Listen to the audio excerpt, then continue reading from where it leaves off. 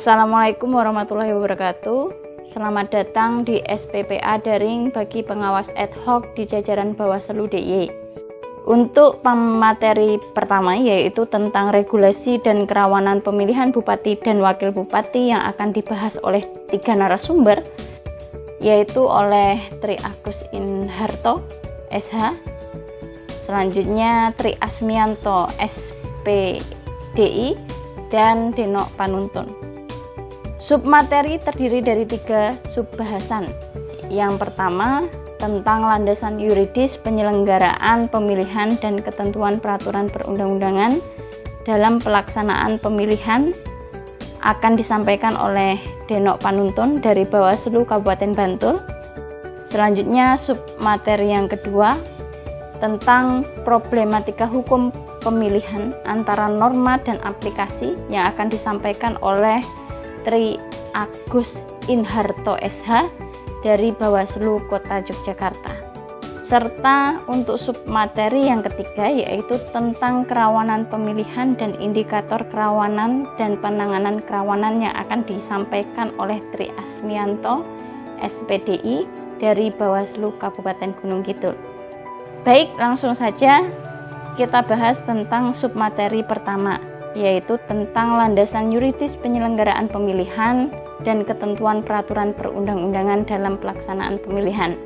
Bicara tentang landasan yuridis pelaksanaan pilkada atau pemilihan dapat ditinjau dari 2 sudut pandang, yaitu pertama, secara konstitusional ada pada Undang-Undang Dasar Republik Indonesia tahun 45 atau UUD 45, yang ada pada pasal 5 ayat 1, pasal 18 ayat 4, dan pasal 20, pasal 21, pasal 22D ayat 2, pasal 27 ayat 1, dan pasal 28D ayat 3.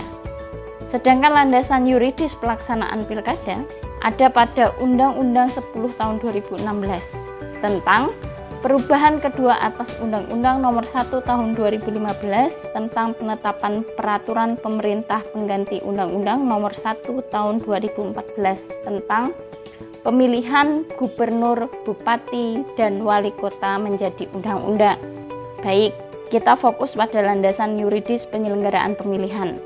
Berawal dari tahun 2014, ada peraturan pemerintah pengganti Undang-Undang Nomor 1 Tahun 2014 tentang pemilihan gubernur, bupati, dan wali kota.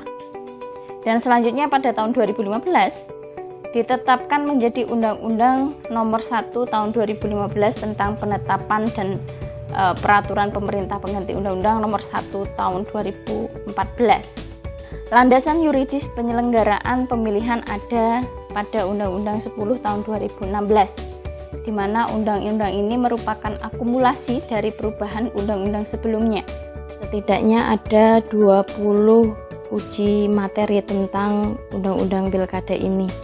Antara lain yang pertama, pengaturan tentang penegasan terkait pemaknaan atas nomenklatur pertahanan, misal. Yang kedua, pengaturan mengenai pendanaan kegiatan pilkada yang didukung oleh APBD dan bisa didukung oleh APBN. Dan yang ketiga, penyederhanaan penyelesaian sengketa proses pada setiap tahapan pilkada yang agar serentak pencoblosannya.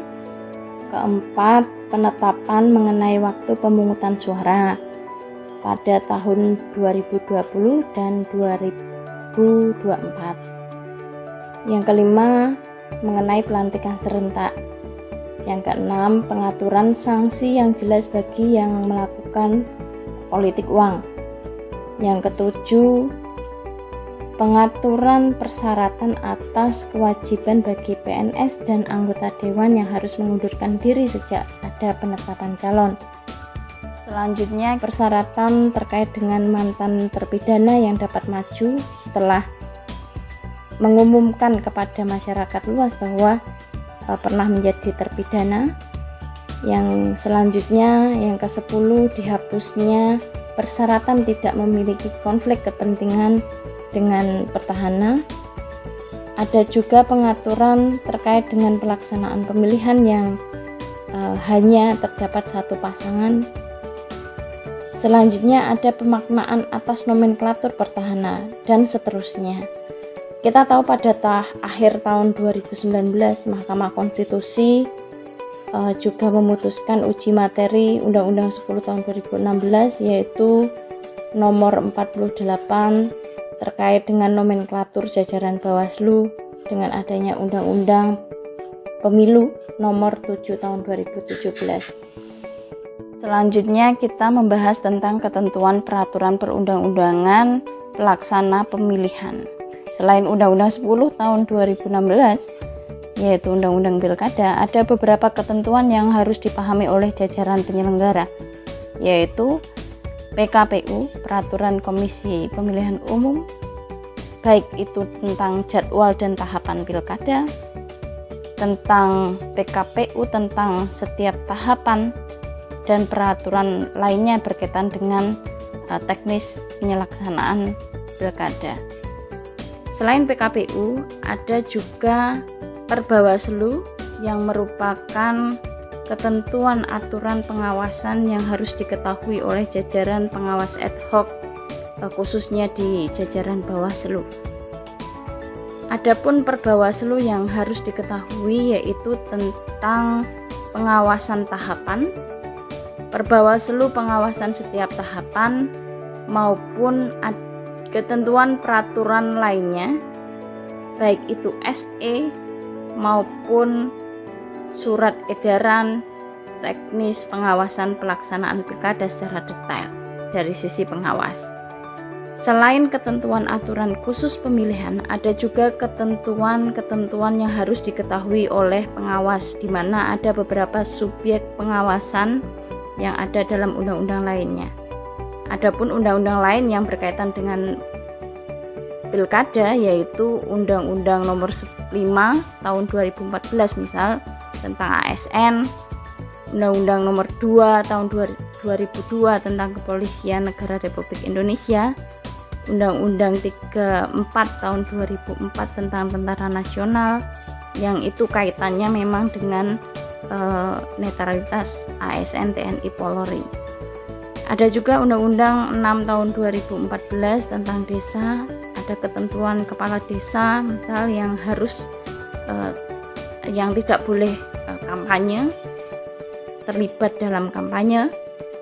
Ada Undang-Undang 35 tahun 2014 tentang perlindungan anak yang memang kita harus mengawasi juga tentang keterlibatan anak-anak dalam kampanye misal.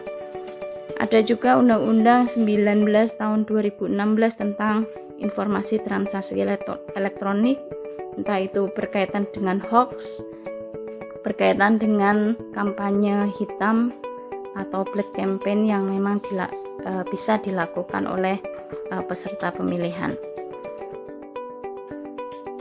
Lanjut ke slide berikutnya, saya akan mengilustrasikan dasar pengawasan pelaksanaan tahapan pencalonan.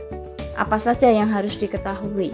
Yang pertama, misal ada PKPU tahapan yang memang dalam konteks pilkada tahun 2020 sudah ada PKPU tahapan PKPU nomor 2 tahun 2020 tentang perubahan kedua atas Peraturan Komisi Pemilihan Umum nomor 15 tahun 2019. Selain PKPU tahapan, ada juga PKPU tahapan pencalonan yang memang harus diketahui dan dipahami, karena dalam tahapan pencalonan ini secara teknis itu ada di PKPU-nya nomor 1 tahun 2020 yang memang perubahan dari PKPU sebelumnya nomor 3 tahun 2017.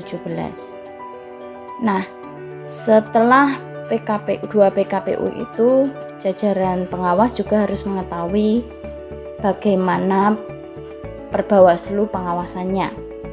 Khususnya untuk pencalonan ada Perbawaslu nomor 14 tahun 2019 yang merupakan ketentuan pengawasan tahapan pencalonan. Nah, ini Selain PKPU dan Perbawaslu, jajaran pengawas juga harus mengetahui tentang ketentuan yang ada di Undang-Undang Nomor 10 Tahun 2016 yang kaitannya dengan tahapan pencalonan. Agar apa? Agar kita mengetahui apakah ada ketentuan yang memang secara teknis itu bertentangan dengan Undang-Undang 10 Tahun 2016 sebagai untuk mengetahui potensi-potensi sengketa atau permasalahan secara hukum. Nah, saya kira itu dalam konteks ini memang saya hanya mengilustrasikan tentang tahapan pencalonan. Terima kasih atas perhatian Bapak Ibu peserta SPPA untuk penyelenggara ad hoc. Untuk submateri yang selanjutnya akan disampaikan oleh narasumber berikutnya. Saya akhiri, wassalamualaikum warahmatullahi wabarakatuh.